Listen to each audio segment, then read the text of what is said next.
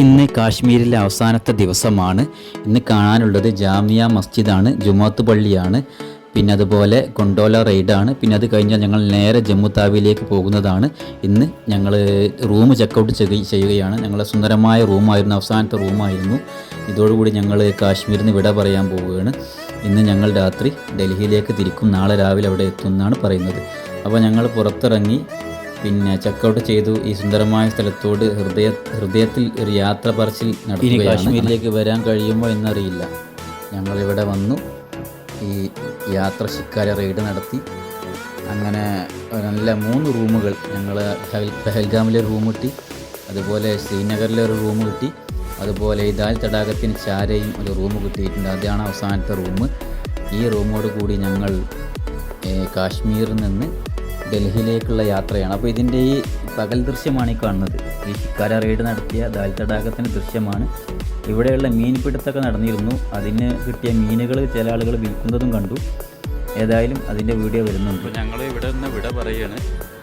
ഈ വിട പറച്ചിൽ വളരെ സങ്കടമായിട്ട് തോന്നുന്നുണ്ടെങ്കിലും പ്രിയപ്പെട്ട ശിക്കാരകളോട്, പ്രിയപ്പെട്ട ശിക്കാര വാലകളോട്, ജീവിതത്തിൽ ഞങ്ങളെ അവിടെ ഒരു ജീവിതത്തിൻ്റെ പ്രയാസത്തിൽ ശിക്കാരയിൽ ജീവിച്ച് ശിക്കാരയിൽ മരിക്കാൻ വിധിക്കപ്പെട്ട പാവപ്പെട്ട ഈ തോണി വാലകളോടുള്ള ഒരു സ്നേഹം പ്രകടിപ്പിച്ചുകൊണ്ട് ഞങ്ങൾ ഇവിടെ പറയുന്നു.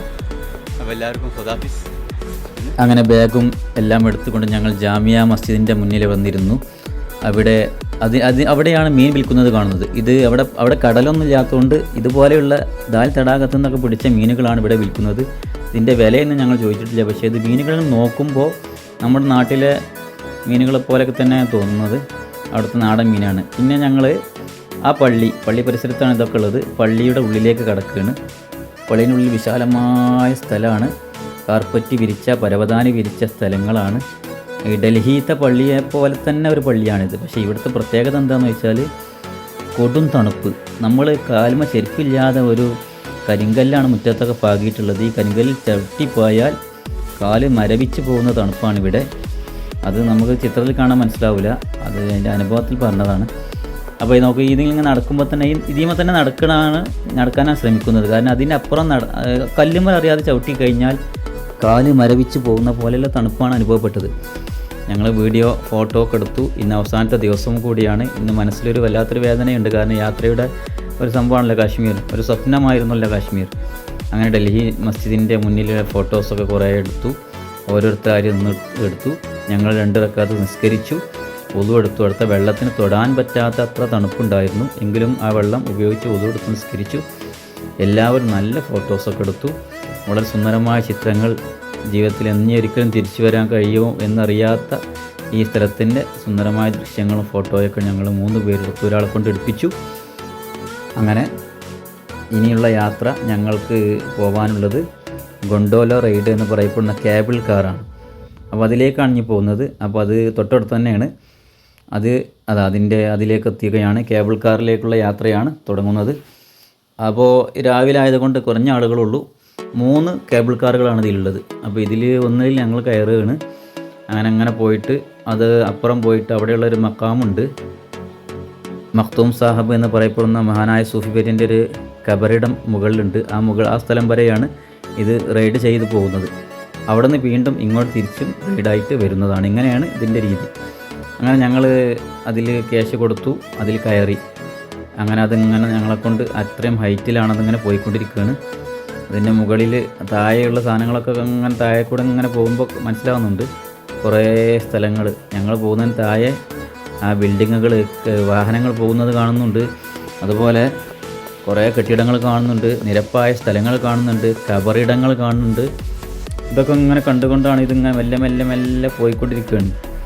ഇത് നല്ലൊരു അനുഭവമാണ്. കാരണം ഇതിൽ ആദ്യമായിട്ടാണ് ഞാൻ കയറുന്നത്. ഇതുപോലെ തന്നെയാണ് ഗൊണ്ടോല റൈഡാണ് ശരിക്കും കാശ്മീരിലുള്ള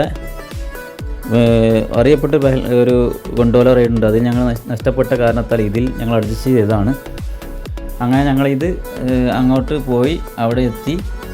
അതിനുശേഷം അവിടെയുള്ള മക്കാമിൽ ഒന്ന് പോയി. ഞങ്ങളവിടെ ഇന്നലെയും പോയിരുന്നു. പക്ഷേ ഇന്നും ഒന്ന് അവിടെ പോയിട്ട് ഒന്ന് പ്രാർത്ഥിച്ചു വന്നു. ഈ യാത്ര അങ്ങനെ കുറച്ച് സമയം, ഒരു മണിക്കൂർ അങ്ങും ഇങ്ങുമായിട്ട് 1 മണിക്കൂറിൻ്റെ സമയം ഞങ്ങൾക്ക് യാത്ര ചെയ്തു. അങ്ങനെ ഇനി ഇത് കൂടെ കഴിഞ്ഞാൽ ഇന്നത്തെ ഈ ദിവസത്തിൽ എല്ലാ സംഗതികളും കഴിഞ്ഞു. പിന്നെ ഞങ്ങൾക്ക് പോകാനുള്ളത് ഞങ്ങൾ ട്രെയിൻ ഇറങ്ങിയ ജമ്മു താവി എന്ന് പറയപ്പെടുന്ന സ്ഥലത്തേക്കാണ്. അതോടുകൂടി കാശ്മീരിൻ്റെ ഇന്നത്തെ യാത്ര ഇവിടെ പൂർത്തിയാകും. ഇനി നേരെ ജമ്മു താവിയിൽ നിന്ന് ഇന്ന് രാത്രി രാജധാനി എക്സ്പ്രസ്സിൽ ഡൽഹിയിലേക്ക് തിരിക്കുകയാണ്. ഡൽഹിയിലെത്തിയിട്ടാണ് ഇനിയുള്ള ചിത്രങ്ങളും വീഡിയോസും ഉണ്ടാവുകയുള്ളൂ. ഡൽഹിയിലുള്ള യാത്രക്കാണ് പരിശ്രമിക്കുന്നത്. അപ്പോൾ നോക്കൂ, ഞങ്ങൾ അവിടെ എത്താനായിട്ടുണ്ട്. അത് പക്ഷികളിങ്ങനെ പറന്നു പോകുന്നത് കാണാം. ഇതാണ് ആ മക്കാം എന്ന് പറയപ്പെടുന്ന സൂഫിവര്യൻ്റെ കബറിടമാണ് അവിടെ കാണുന്നത്. അങ്ങനെ ഇവിടെ അങ്ങനെ യാത്ര ചെയ്തു അങ്ങനെ പോയിക്കൊണ്ടിരിക്കുകയാണ്. ഗൊണ്ടോല റൈഡ് എന്ന് പറയപ്പെടുന്ന ഈ കേബിൾ കാറ് അങ്ങനെ അത് ഈ മുകളിലൂടെ കേബിൾ കാണാം നിങ്ങൾക്ക്. ഈ കേബിളാണ് ഇവിടെ അങ്ങനെ പോയിക്കൊണ്ടിരിക്കുന്നത്. വളരെ സാവധാനത്തിലാണ് ഇതിൻ്റെ മൂവിങ്.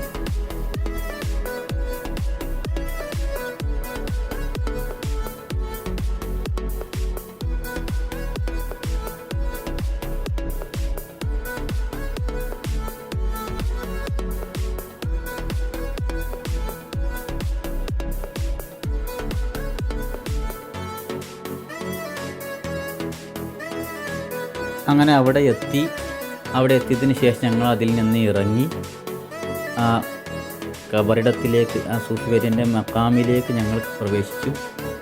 അവിടെ ഒരു പള്ളിയാണ്. പള്ളിക്ക് ഒരു ഓരത്താണ്, പള്ളിയുടെ ഒരു വശത്താണ് ഈ കബറിടം കുടികൊള്ളുന്നത്. എല്ലാ ആളുകളും അവിടെ വരുന്നു പ്രാർത്ഥിക്കുന്നുണ്ട്. വളരെ വലിയൊരു സ്വാധീനം ഉണ്ടായിരുന്ന ഒരു സൂഫി ഗുരുവാണെന്നാണ് മനസ്സിലാക്കുന്നത്. അദ്ദേഹത്തിൻ്റെ പേര് മഖ്തൂം സാഹിബ് എന്നാണ് നമ്മുടെ റബി ഉസ്താദ് പറഞ്ഞത് കേട്ടിട്ടുണ്ട്. അങ്ങനെ അവിടെ അതിൻ്റെ ഉള്ളിലുള്ള സംഭവമാണ്. വളരെ വിശാലമായ സ്ഥലമാണ്, ഇരിക്കാനുള്ള സ്ഥലമുണ്ട്. ആളുകൾ ഇവിടെ വരുന്നു, പ്രാർത്ഥിക്കുന്നു, കരയുന്നു, അതൊക്കെ കാണാൻ കഴിഞ്ഞു. ഇനി ഞങ്ങളുടെ ഡ്രൈവർ ഞങ്ങൾ പിരിയുന്ന ചിത്രമാണ് കാണുന്നത്. ഇനി നമ്മുടെ ഡ്രൈവർ പുതിയ ഡ്രൈവറാണ്. ഇതാണ് പുതിയ ഡ്രൈവർ. മറ്റേ ഡ്രൈവർക്ക് എന്താ ശാരീരിക അസ്വസ്ഥത കാണാൻ പോയി. ഞങ്ങൾ പോകുന്ന വഴിയിൽ ഇനി തിരിച്ചു പോകുന്ന വഴിയിൽ കണ്ട കാഴ്ചയാണ്. ഇതാണ് എന്ത്, കടുകിൻ്റെ തോട്ടം. ഞങ്ങൾ കടുകിൻ്റെ തോട്ടത്തിലിറങ്ങി. ഡ്രൈവറും ഉണ്ടായിരുന്നു. ഞങ്ങൾ ഫോട്ടോ ഒക്കെ എടുത്തു. ഞങ്ങൾ 3 പേര് നല്ല ഫോട്ടോ ഒക്കെ എടുത്ത് പോസ്റ്റ് ചെയ്തു. അപ്പോൾ നമ്മൾ ആദ്യത്തെ ഡ്രൈവർക്ക് ശാരീരിക പ്രശ്നങ്ങൾ ഉണ്ടായതുകൊണ്ട് പുതിയ ഡ്രൈവറാണ്. ഇനി നമുക്ക് ജമ്മു താവിയിലേക്ക് ആക്കി തരാൻ വേണ്ടി മാത്രം ഉള്ളൊരു ഡ്രൈവറാണ് ഇനിയുള്ളത്. അപ്പോൾ ഞങ്ങൾ ഈ മസ്റ്റാർഡ് എന്ന് പറയപ്പെടുന്ന കടുകിൻ്റെ തോട്ടത്തിൽ വന്ന് നല്ല ഫോട്ടോസ്, പുതിയ ഡ്രൈവർ അടക്കം ഫോട്ടോ എടുത്തിട്ടുണ്ട്.